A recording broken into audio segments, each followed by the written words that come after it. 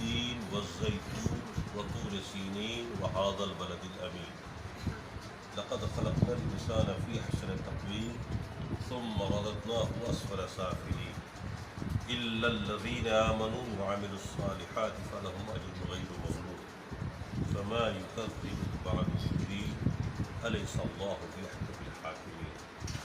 یہ سورہ تین مکے میں نازل ہوئی اور مکے میں جتنی صورتیں نازل ہوئی ہیں اس کے اندر تین چیز مشترک ہوا کرتی ہے، مرکزی مضمون ہوتا ہے. مشرکین مکہ توحید کا انکار کرتے تھے، قیامت کا انکار کرتے تھے اور رسول کی بشریت کا انکار کرتے تھے. تو آپ دیکھیں گے قرآن کریم کے اندر جتنی بھی صورتیں ہیں مکی، ان میں خاص طور سے ان کو ٹارگٹ کیا گیا تاکہ ان کی اصلاح ہو. میں نے جس صورت کی تلاوت کی ہے، اس صورت کا خلاصہ یہ ہے کہ قیامت تو ہر حال میں آنی ہی ہے، جزا اور سزا کا دن تو متعین ہے. یہ ممکن ہی نہیں ہے کہ آپ اچھا کام کریں اور بدلہ آپ کو برا ملے، یا برا کام کریں اور بدلے میں آپ کو اچھا ملے. یہ ممکن ہی نہیں ہے کہ آپ املی بوئیں اور سیب کی امید رکھیں. یہ ممکن نہیں ہے کہ آپ نیم کے بیج بوئیں اور یہ امید رکھیں کہ اس سے انگور پھلے. جزا اور سزا یہ ہو کے رہنا. آج جو بدعملی ہم مسلمانوں میں ہے، دنیا دین سے دوری ہے اور ہم سب لوگوں کی مطمع نظر بس دنیا ہے. جو زندگی بتانی ہے دنیا میں بتا لینی ہے، جبکہ آپ کی زندگی تو آپ کو مرنے کے بعد شروع ہوگی. یہ زندگی تو کوئی زندگی نہیں 50-60 سال کی. جہاں ایک دن 50,000 سال کے برابر ہوگا، اس کے تو ایک دن کے برابر ہماری پوری زندگی نہیں ہوگی اور 100 سال ہی مل جائے گی. اس صورت کے اندر خاص طور سے قیامت کا ذکر ہے، جزا و سزا کا ذکر ہے، اور یہ دکھایا گیا ہے کہ اگر آپ اہل بصیرت ہیں، ایمان ہے آپ کے اندر، سوچ صحیح ہے، تو آپ کو مان لینا پڑے گا کہ بدلہ تو مل کے رہے گا. لہٰذا اس دنیا میں اچھے اعمال کرنا آپ کی مجبوری بھی ہے اور آپ کی ضرورت بھی ہے. اب برائی سے بچنا یہ آپ کی ضرورت ہے. وہ کس طرح سے؟ اس صورت کے اندر دیکھیے اللہ تعالیٰ نے 4 چیزوں کی قسمیں کھائی. والتین والزیتون وطور سینین وہذا البلد الامین. قسم ہے انجیر کی، قسم ہے زیتون کی، اور قسم ہے پہاڑ کی، طور پہاڑ کی،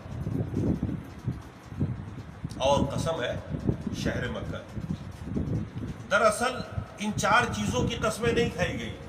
یہ 4 وہ جگہیں ہیں جہاں پر اللہ کا عذاب آیا ہے اور برے لوگوں کو عذاب دیا گیا اس دنیا کے اندر. یہی وجہ ہے کہ ان 4 چیزوں کی قسم کھائی گئی. اللہ ان پھلوں کی قسم نہیں کھا رہا ہے. عربوں کا یہ طریقہ ہے کہ وہ کچھ بولتے ہیں مراد محل لیتے ہیں. دین کہاں پیدا ہوتا ہے؟ یہ انجیر جو ہے یہ سب سے زیادہ اس جگہ پیدا ہوتا ہے جہاں نوح علیہ السلام کی کشتی پہاڑ سے لگی تھی، جودی پہاڑ، اور اس علاقے میں بکثرت دین کی کھیتی ہے، انجیر کی ہے اور انجیری پھلتا.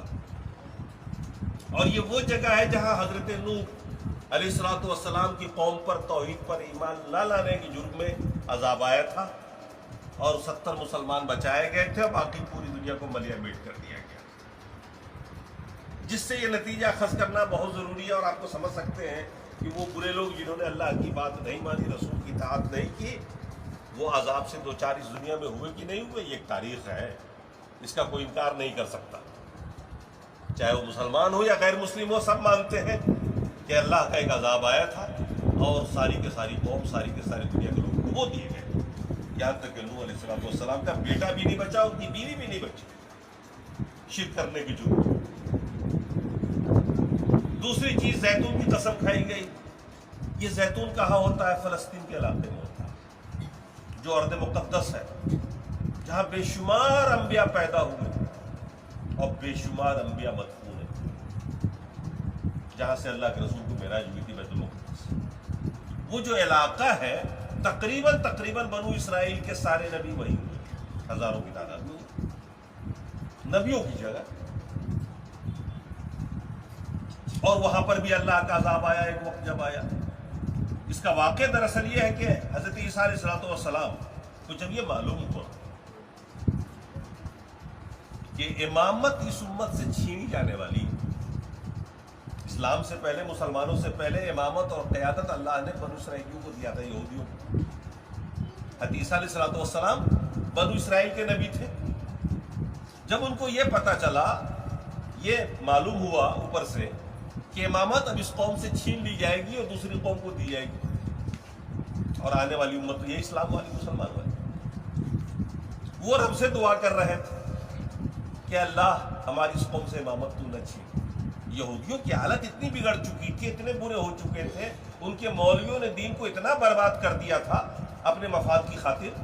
جیسے آج کے دور میں آپ دیکھ رہے ہو نا، دین مٹتا چلا گیا، مولوی کو حکمرانی ہے، ہر بدعت کو سنت کہہ کر چلایا جا رہا۔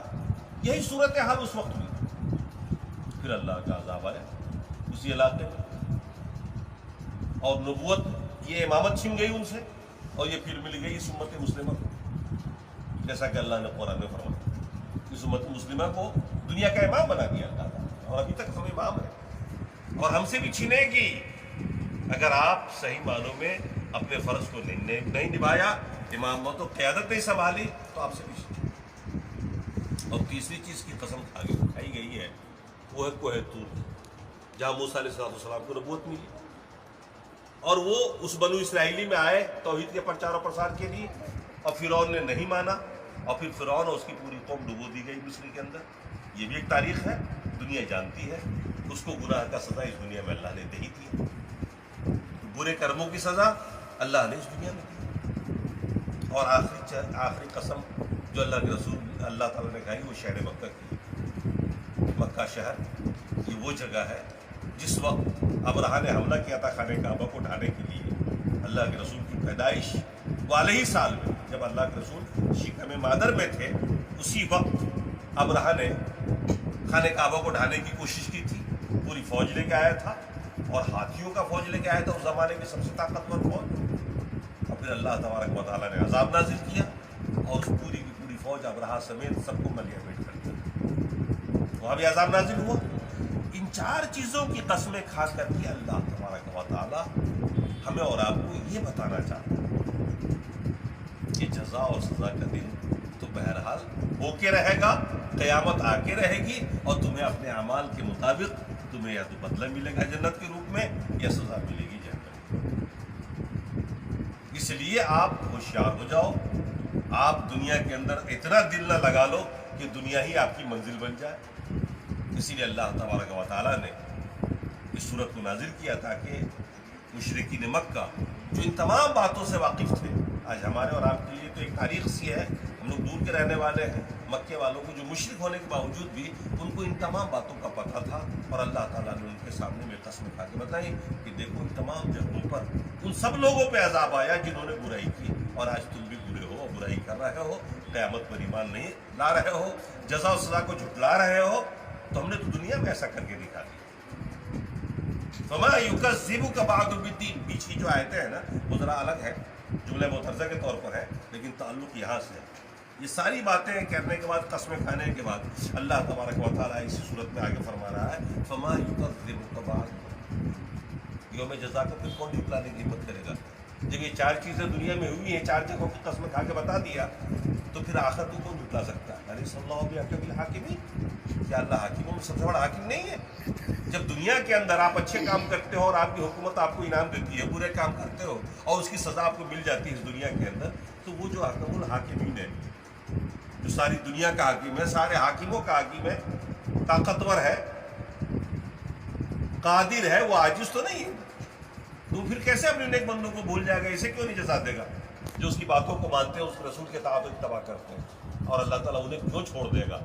جو اللہ کی نافرمانی کرتے ہیں، رسول کے اطاعت نہیں کرتے، ہوا پرستی کرتے ہیں، اپنے ہوس میں لگے ہوئے ہیں، اور اپنی من پسند دین بنائے ہوئے ہیں، خود ساختہ مذاہب کو تیار کرتے ہیں اور اس پر چلتے ہیں، اللہ انہیں کیسے چھوڑ دے گا؟ جبکہ سب حاکموں سے بڑا حاکم ہے، اور اس کا فیصلہ سب سے بڑا فیصلہ ہوتا ہے۔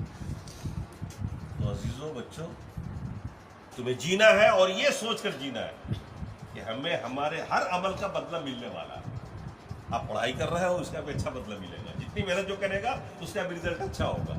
آپ اچھا بن کے رہو گے آپ کو انعام ملے گا. آپ اچھا کرو گے اچھا ملے گا, برا کرو گے برا ملے گا. آج محنت نہیں کرو گے کل ناکام ہو جاؤ گے.